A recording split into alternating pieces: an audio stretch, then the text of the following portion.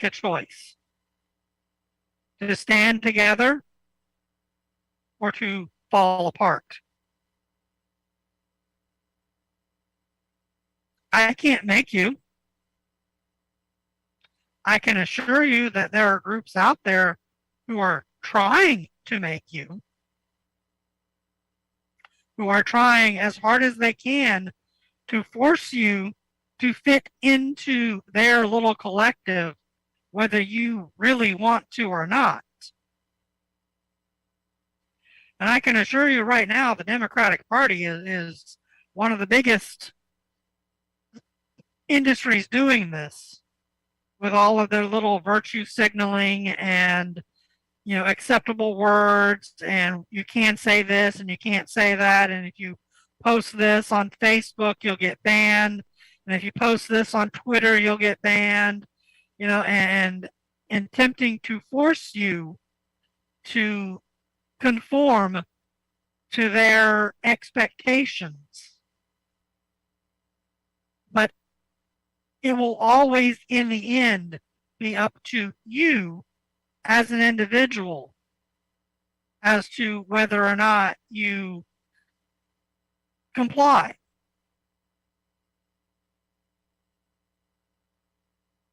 Sooner or later, you are going to have to make a choice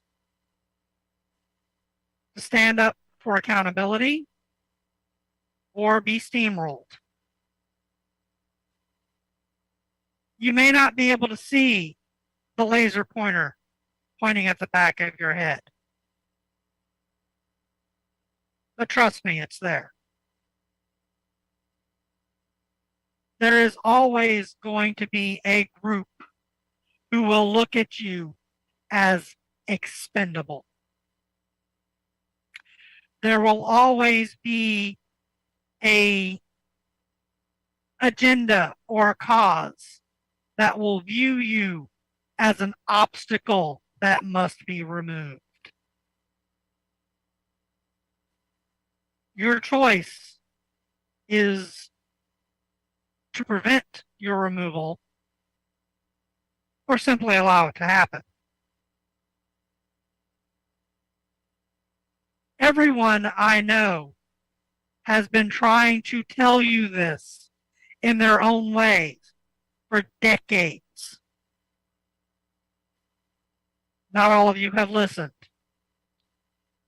No matter how you want to look at the world, no matter what group you identify yourself as part of, no matter what agenda you think is necessary for you to push, you've got a laser pointer at the back of your head. You can either come together and find a way to coexist, or sooner or later, somebody's going to pull that trigger and your brains are going to go flying everywhere. All right. Anything you have to say, Daryl? Any questions? Oh my God, you've done a miraculous job. I had done a miraculous job getting us back on air. We got, as usual, when it comes to you, we got kicked off. Even a little bit more than it's hopefully not, you were recording. Yes, I was, and it's not unusual. We got kicked off. Telling the truth about the systems and the economic systems and the global national systems it's very truthful in mind, but guess what? These people don't want to believe you. They don't want to believe that they want to believe the communists are out there and they're all out to get us. They don't want to believe that they've there been no programmed that way their entire life, and most people don't want to think. That they want to assume that everything is hunky-dory, and that the government cares for them, and that their politicians are doing their best to help them out, and that their church really wants the best for them and everything else. Valkyrie? We're so used to being used that we can't even recognize the fact that we're being used anymore. Damn, that's deep. I mean, it's like, you're so used to being a whore that you don't know what the difference between love and being a whore is.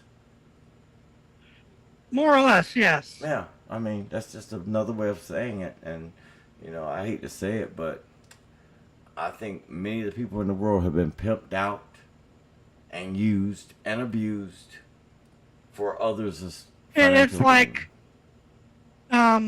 take one example out of who knows how many. The idea that you need to work for someone else just to survive. To work to survive is a big joke. We produce enough food and everything else that no one really should have to work anywhere near as hard as they do to make ends meet. That's true. If all they wanted was simple survival, that should be easy. Hey, And then if they wanted that swimming pool and that fancy car and, that expensive antique furniture and whatnot, that's extra. then work for it. But just to keep food on your table? To keep a roof over your head? We've allowed people to turn necessities into commodities. Well, hold on. People don't know the difference between a necessity, what they need, and what they want. And that's the biggest issue we got in this country and around the world. Do y'all really know what you really need? I mean, honestly, do you need electricity? Do you need running water? Do you really need a shitter? In this day and age, I would say yes. Well, guess what? But only to a certain degree. The technology you want to keep up with the Joneses. How about this? You might need a toilet because that's under the guise of healthcare and sanitation. But hold on, Valkyrie. Going and taking a shit in your yard is not very sanity and is a threat to everyone else around you. But what, Valkyrie? But Valkyrie, what happened to wash houses? What happened to digging a hole in the ground? Hell, they did that for how many centuries? Yes. And the reason we created sewer systems was because it was an improvement over that. An improvement, but was it really? We were not feeding the earth. That's the difference. And the sewer system was so they can... If you go through the current sewer system, once it's been processed, most of that biological waste gets turned into fertilizer. Mm-hmm. So it's basically doing what we already did. Yes. Okay. It's just doing it in a more efficient way. And in a way that does not endanger the health of the entire community. So you're trying to tell me... If everybody was, just taking a dump in their backyard. No, get a shit house, like they used to have back in the old days. Yes, but if in the societies that we live in today, where you've got houses that are less than 10 feet away from one another, if everybody was doing that, disease would be running rampant. Maybe not. We're assuming that the disease comes from that. Well, every human has their own microbiome. Yeah, we're a biological and my microbiome might not be compatible with your microbiome. If I have, something like the bubonic plague and my shitter is 20 feet away from your shitter, then all it takes is a single critter going from my shitter to your shitter to give you bubonic plague as well.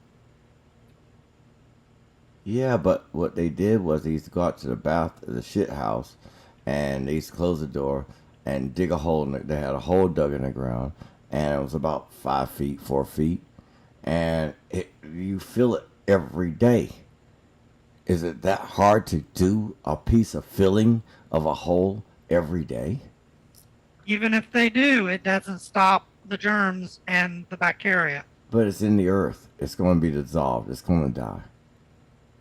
I mean, we're using chemicals, and these chemicals that we're using are more lethal than the bacteria that we have in our body. This is true. But again, the reason that we developed sewer systems was because we learned that human waste was a major source of diseases. We learned that, dumping shit out on the streets was a bad thing. That having too much shit, too much poisoned shit. the ground. Say it right. Too much shit. Tell those people in West Virginia. We learned that everybody using the rivers as the local toilet No. They never used the rivers as a toilet. What they used the rivers for was washing their clothing and washing their bodies and feeding their livestock. To the Londoners who had the Thames so badly clogged up that it caught fire. Yes, they did. And guess what they did?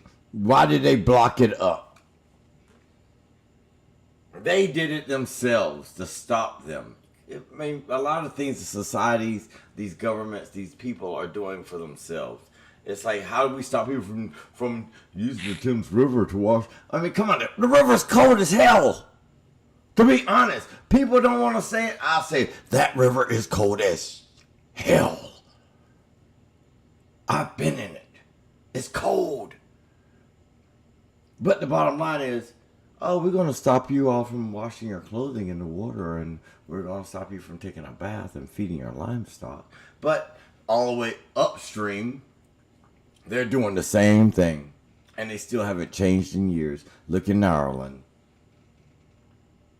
I don't know what it's like in Washington, but I remember the Caloosahatchee River in Fort Myers where I used to live. Oh, yeah. And it was atrocious. It was atrocious. Because of all the sewage that got dumped into it. It was raw shit. And and what they did, they pushed it in there, called the EPA and made a big huge sting about it so they can get more money. Mm-hmm. But regardless, we've got the technology being developed that will make all of that go away in the near future. I hope so. It isn't here now. Yeah. So we can't, live for what's coming down the line. We have to live with what we've got right now. Same with replicators and 3D printers and everything. They will eventually develop into Star Trek replicators. Or they will eventually... or they evolve into Stargate SG-1 replicators. I have to point out something about black goo. Oh. The whole replicator issue. It does not rely on the immutable laws of physics. Or if you have black goo, yes, it consumes everything to grow its own mass and reproduce itself. Correct. But as it is doubling in volume, it is halving its surface area. And since everything inside has been consumed, that means the larger it grows, the fewer resources it can process. Because it's growing exponentially, but its surface is only squaring. It grows to 4 times the size, it has half the surface area. It grows to 8 times the size. It has 1/4 the surface area.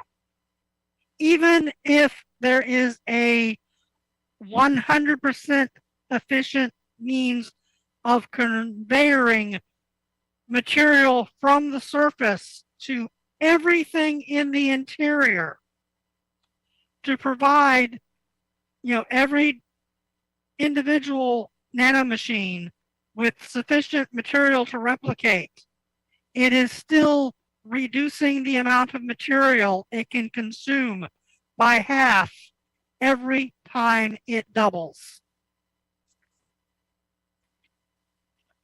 Eventually, it is going to reach a point where it is able to consume too little resources to continue replication.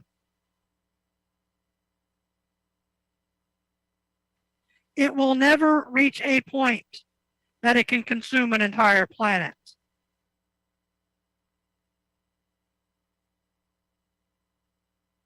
I don't know exactly how large it could get, but I doubt that it would even get up to the size of your typical asteroid. It might consume a city. Can we make it consume a government? Sooner or later, it will reach a deadlock.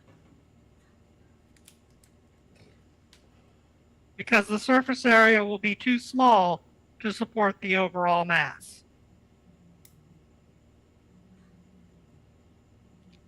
That's why I have never feared a runaway black goo issue.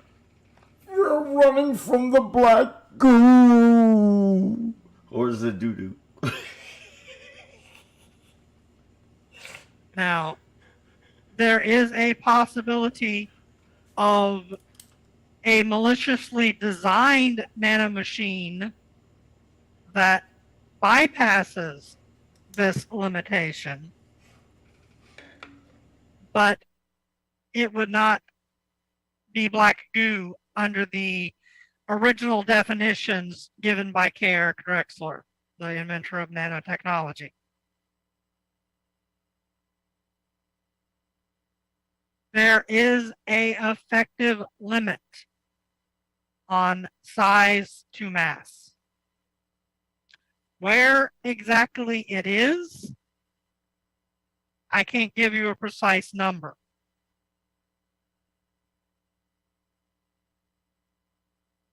There is every possibility of someone creating a nanotechnology weapon that could wipe out all of human life, but I don't foresee it eating the entire planet.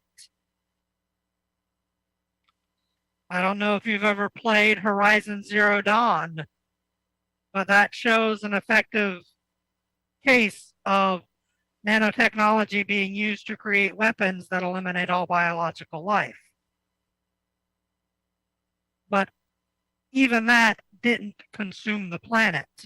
It just eradicated all life.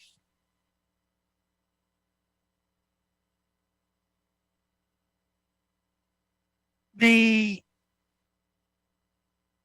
idea that replicators are, inherently dangerous ignores every single thing we have learned about life. Because life is essentially organic nanotechnology. The limitations that we have as living beings would also apply to nanotechnology based on biology. The runaway carbon-eating nanomachines would suffer from the same weaknesses that the runaway carbon-eating life forms have.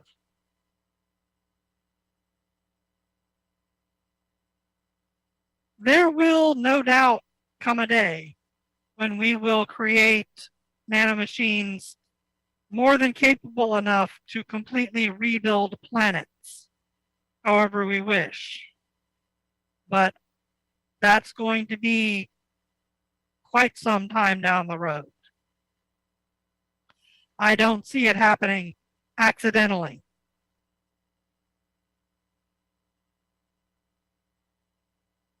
I can always be wrong. I always admit to the fact that I can definitely be wrong, but I have fairly sound reasons for why I have the views that I do. We will most likely eventually use nanotechnology to terraform Mars, the moon, and probably Venus. I doubt that we'll terraform Mercury due to the fact that the surface temperatures are hot enough to melt lead, but we probably can reverse the greenhouse effect going on Venus. We can almost certainly terraform Mars and the moon and create habitable environments on them. The moon is large enough that it will hold an atmosphere, just not very well. So the atmosphere would have to be constantly regenerated. The same with Mars. It too can hold an atmosphere, but in order for it to be appropriate for human life, you would have to massively generate an atmosphere to be thick enough for humans to be able to breathe properly.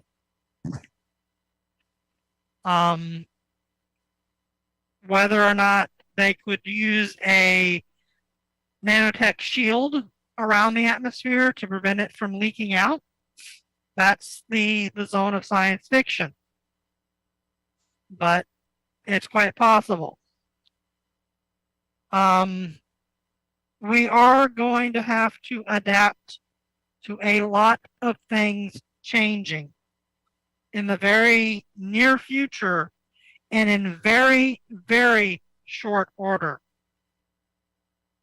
The slow change that we have been dealing with, over the course of centuries is going to accelerate rapidly.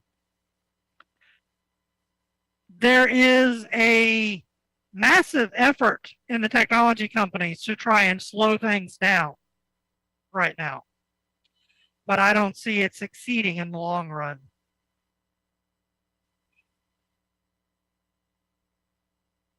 It's going to be chaotic, no matter how you look at things. I'm not happy with the chaos going on right now. I wish I didn't have to live through it. I never wanted to live through it in the first place, even though I knew it was coming. I told people about this more than a decade ago, that things were going to start heading this way, that it was going to be chaotic. I just didn't expect the chaos to come quite as soon as it did, nor did I expect it to come mainly due to political issues and not due to the technology basically forcing the chaos to occur. I do think that we're in for one hell of a ride for the next decade or two. And we'll either come through it or we'll all be dead. A lot of people are rooting for us all being dead. I'm not one of them, but I know that a lot of people are going to end up dying because they won't adapt. They won't allow themselves to accept the world changing from what it has been. And that is not just wealthy elites or well-to-do, businessmen or the middle class or the lower class or any class or whatever. It's going to be all across the spectrum. You are going to have people who would rather die than face a reality that things have changed and are changing. And unfortunately, you're going to have people who are going to be all too willing to kill in a futile attempt to prevent those changes. And whether we make it through or not, that's up to us. Ain't nobody coming to save us. I mean, every person I've ever talked to about the aliens, they're not here to save us. They're just here to exploit us, just like the corporations are. Everyone wants to exploit everyone else. And if we're going to move forward, we're going to have to learn to get over that. We're going to have to get over these stupid fucking dominance games that everyone plays. Everyone is going to have to realize that there are no useless people. Everyone is going to have to realize that they've got that red laser dot on the back of their head. And either we all stand together or we all fall apart. I'm not expecting to make it through all of this. If I do, I'll be happy. But yeah, I'm fairly certain that somebody out there with that laser pointer on the back of my head is going to pull the trigger at some point, because they're not going to want to hear what I have to say, or they're not going to be happy with my personal choices in what I look like, or whether I'm a succubus today, or a fox, or a drow, or whatever. I fully expect that sooner or later somebody's going to want me dead for something stupid. All I can say is that I'll be in good company, because almost all of you out there are in the same boat, whether you want to admit it or not. Everybody has a laser pointer on the back of their head. Them damn Everybody commies.